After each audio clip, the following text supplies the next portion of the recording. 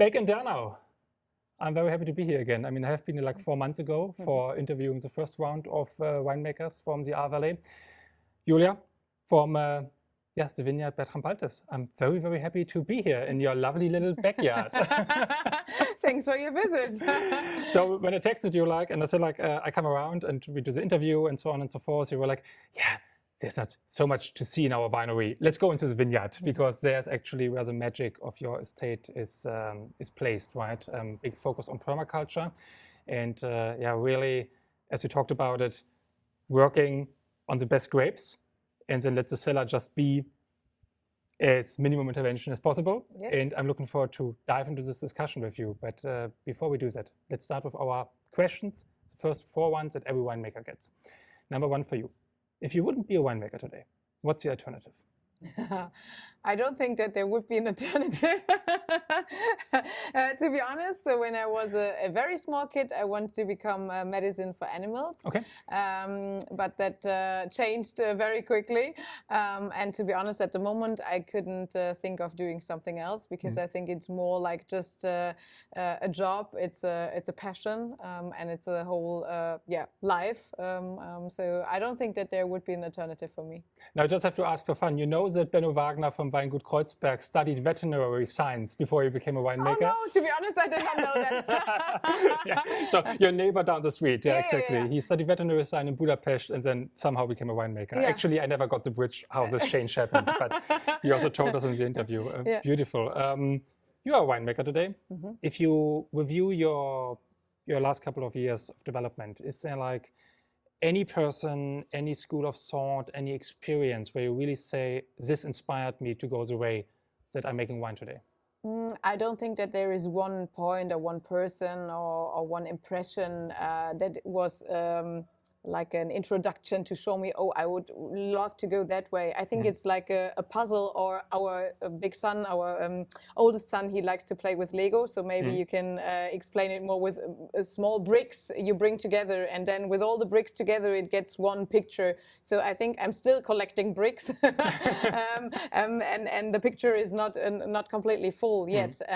But I think it's impression from different sides. It's not only from winemaking or not only winemakers. It's from agriculture as well. So because we think a lot of in regenerative way of working, and there are still some elements from agriculture.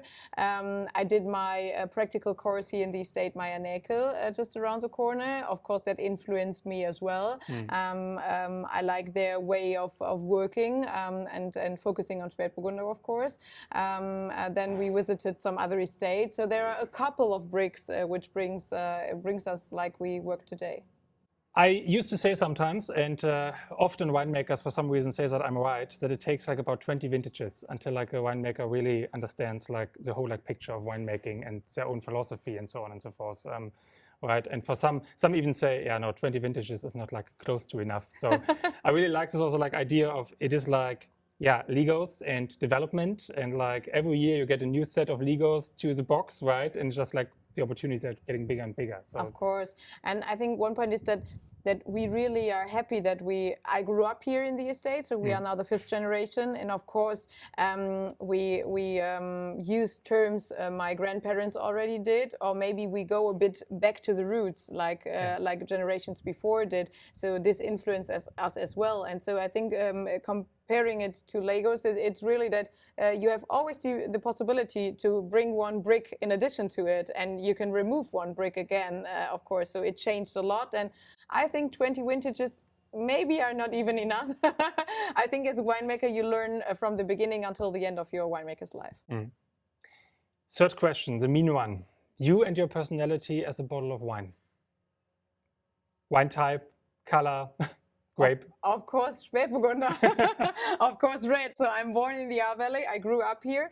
I think in my blood it's Pinot Noir, it's Spätburgunder. So it's part of our identification. And I think if you grow up in the Ahr Valley, you fall in love immediately with Spätburgunder.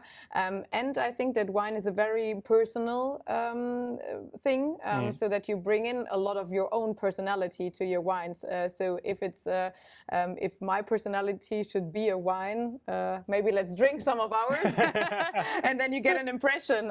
I think it's a nice bridge before we come to the first question. Just pull out something and let's have a look at it. So which one do we start with? We start with Dernauer Spätburgunder, so one of our village wines, because I think it shows the slate, the philosophy of our estate, and the characteristic of the Valley very well. So it's grown here around the corner, just around the estate, and mainly on slate, a bit of Greybucky, and it has this characteristic taste and smell of the Valley, like focused on minerality structure, life acidity. Now very young, so you can store it for a couple of years in the cellar. And something that like strikes me immediately, in some of your wines, not in all, there is a small like reductive element, right? So that is intended from your perspective for winemaking. But we just discussed it a little bit because you said like you don't like the term natural winemaker. And I totally understand it because I have like big debates in Scandinavia with like the idea of natural winemaking for two reasons. The first is like a lot of natural wine today is just funky and strange, right? And mistakes occur, volatile acidity and so on and so forth. Your wines are far away from that. I mean, they're very clear cut, very precise, very terroir driven. The second thing is like, I try to understand with people sometimes natural winemaking is not, I always use the idea of like, I give you a plot of land and I give you some seeds and then I say, throw them just out and wait and what happens, right? Nothing will happen. You will not harvest any corn, right?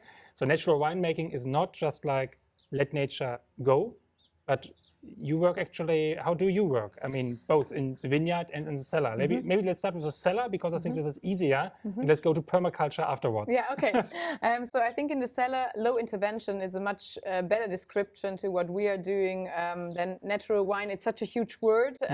But low intervention for me means that we harvest the grapes by hand, then we destem them, we do a second selection so that we have a very pure and very healthy grapes we work with.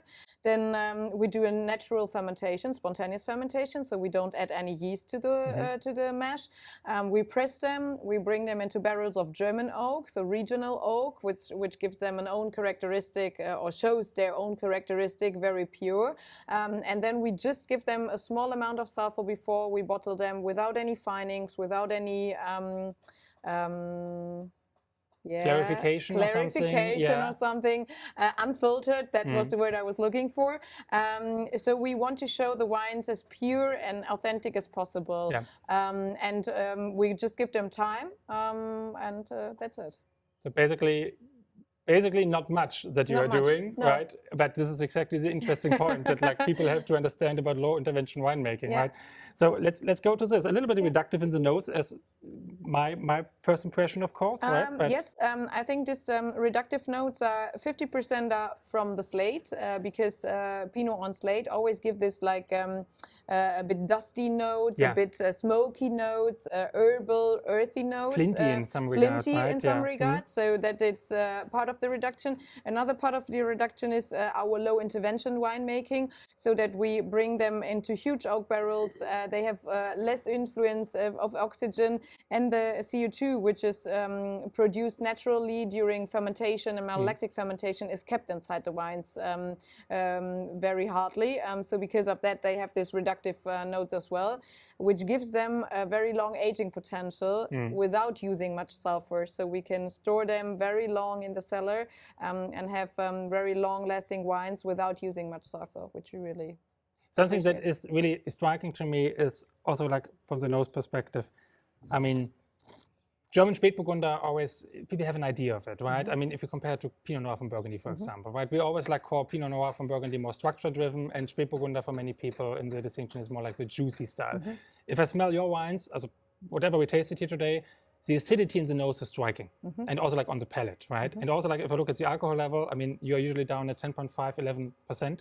So yes, we have very fresh, we have very lively, very acidic wines.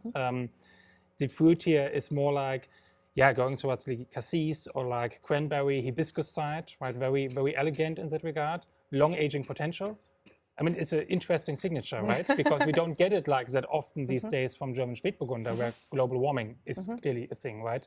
So can you maybe somehow introduce this topic to us? Of course. So first of all, we are in the Ahr Valley, so we are located up in the north of Germany.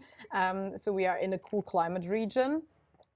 We don't have, at the moment, till now, we don't have that much problems with global warming. Besides that, we work organic, but not only organic. In addition to that, we work with terms of permaculture, which means that our trelling system is a bit different. So we are higher apart from the ground. Our canopy is a bit smaller, so we have less leaves.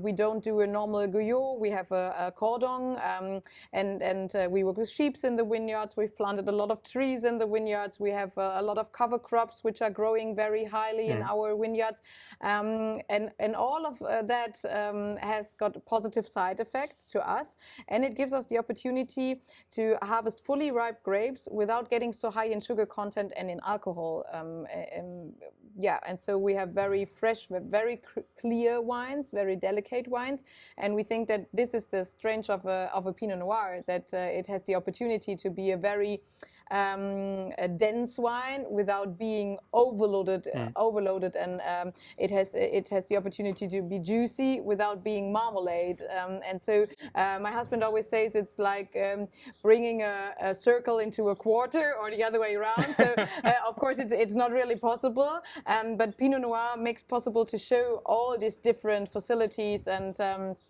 makes a very delicate, elegant wines here in the Ahr Valley. Beautiful. I think it's a good bridge to talk about nature and come finally to our question number 4 for the introduction round. We skipped a little bit. Nature. I think it became already pretty clear what it means for you and the work in the vineyard. Maybe we can answer the question a little bit alternatively. What was for you and your husband the reasoning when you started with permaculture, etc., and all these takes that you do in the vineyard? What was the motivation? Why was it like totally normal for you? I think one of the strongest motivation were our kids. So we are now the 5th generation in the estate, and we want to give our soil and our vineyards in the best conditions to our kids, to the next generation, hopefully. So our idea was, or we thought about, what's the best opportunity to bring it very healthy to the next generation. So the idea was to work without any plastic, because nowadays everybody's thinking about microplastics, so we don't use any plastic in the vineyards. And when we get a new vineyard, in addition to our vineyard family, we just bring out all the plastic we can find over there. And then we thought about working with sheep in the vineyards to keep the cover crops low, to have the opportunity to work organic. And then, again, the brick picture with the Legos. All these bricks were coming together. We want to harvest not only grapes, we want to harvest some fresh fruits in the vineyard, so we've planted a lot of trees there. The trees bring up water from different soil grounds. The trees bring shadow to the vines in terms of or in times of global warming. So all that came together. So and the idea of keeping it very natural, so giving the vine the opportunity to live in very natural conditions, like it's in its origin. So because originally the vine lives close to a forest, and it climbs up a tree to be protected from fungus diseases and from animals, and all this brings us to the way we are working at the moment. But as we already said in the beginning, I think it's a process. So every vintage we learn something new, and then we prepare everything a bit different. But we are quite satisfied like we work at the moment. So let's see what future brings. And we just have been up at the Trotzenberg, right? Yes, Marienthaler Trotzenberg. Yeah. And I mean, mildly put, when you are conservatively educated within wine, right, WSET and so on and so forth, I would call it chaotic, how it looks like, right? And I find this utterly beautiful, because it reminded me a lot of a visit I had in Luxembourg with winemaker Corinne Cox from the domain L&R Cox, who also comes to the Cool Climate Summit like you do. So I think you two definitely should meet and talk about things, because she's going very much up in vitiforestry, and her idea is always like the resilient vineyard, right? So the idea is like, I want to have a vineyard where I don't have to do anything anymore, right? And I found it kind of fascinating to hear from your husband that this year you only have been out 3 times spraying until far, and you might estimate that you don't have to go out anymore, Yes. right? And we have been up there. It looks perfectly healthy, right? So, I mean, you can see, like, from this conservative perspective, that you really sit there with this question mark, and you are like, how, right? So it's kind of interesting. So organic and steep slope goes hand in hand. Yeah. If you go the extra mile. I think so. I think that everything has got a reason, and I think that in permaculture means working in a circle. And that everything renews itself on its own. Of course, in a viticulture, in a vineyard, not everything renews itself. So of course we are going there and recovering. We prune them and so on. But we are very close to it. So together with all the 3 steps we are working on with the ground. That we have the natural cover crops which grow here, working with the sheep, then our vines which are growing a bit like they are doing originally in the wilderness, and then we have, in addition to that, the trees. I think everything is connected to each other and everything supports each other in a way, so that we have the opportunity to work organically in the steep slopes with perfect conditions and with healthy grapes. You brought something else for us. Yes, Dernauer Hardtberg. So it's up the hill here. It's on top of the mountain, a very high steep slope. Yep. We have there a mixture of grey Wacki and slate, and we have a very high altitude. So over day, we have very warm days, and overnight we have cold air coming down from the flat area which is above. Because of that, it's one of the roughest wines in the beginning. So it's one of the coolest vineyard sites we cultivate. Normally the one where we end up with our picking. And I think it reflects the Aar Valley, the connection or the combination of Pinot Noir and slate again very well. And it's one of my favorites. So because of that, I wanted to show it to you. Well, sitting here in the rain, which you are probably fairly happy about, because it has been very dry vintage so far. Yeah. But that's when visiting winemakers, it's fairly authentic. It's getting even more, but that's good for the vines. Wonderful. But yeah, I mean, much more structured, actually, like much more like, I would say, more like on the chalky, edgy end, so to say, right? Really also like a prime example, again, the terroir in the Aar is definitely the key driver, right? Yes, of course it is, but it's finally still too young. It's vintage 23, so we opened a bottle of vintage 18 just a couple of weeks ago, which is now starting to get more balanced and to show more of its density and complexity. So you should store it a bit longer in the cellar. Wonderful. And while we are getting floating away here, final question for you. 5 years from now. Yeah. I mean, we see you in January in Copenhagen, which we're very, very happy about. People should definitely come to you and the other Aar winemakers to try these great terroir-driven Pinots from Germany, or Spätburgunder, as you would like to call it. 5 years from now, where are you and where's Bertram-Baltes? Bertram-Baltes is then located in Mayschoß, because we start building up our new estate over there. And everybody has to go there, because you will be placed next to Deutzerhof by the Mönchsberg in the amphitheater of the Aar Valley. We will be directly neighbors to Hans, to Weingut Deutzerhof. We are really looking forward to that. And in 5 years, hopefully, we could realize our dream of maybe doing a pop-up restaurant where we can serve the food which we harvest in our vineyards as well. So from the apple trees, from the nuts, we can serve some potatoes which we've planted in the middle of the rows, because we already did that, so that we can serve our Spätburgunder. We are focused completely on that, 100%. We will stay with that in 5 years as well. But we can serve some regional food, and sitting there and looking on the sheeps which are living in the vineyard. So that would be my dream in 5 years. I'm looking forward to my first dinner at your vineyard to table restaurant. That will be amazing. Julia, thank you for having me over here. See you in January in Copenhagen. Thank you for being here. Yeah, cheers for the Aar. Thanks a lot for coming here, and looking forward to the Cool Climate Summit as well. Cheers. Cheers.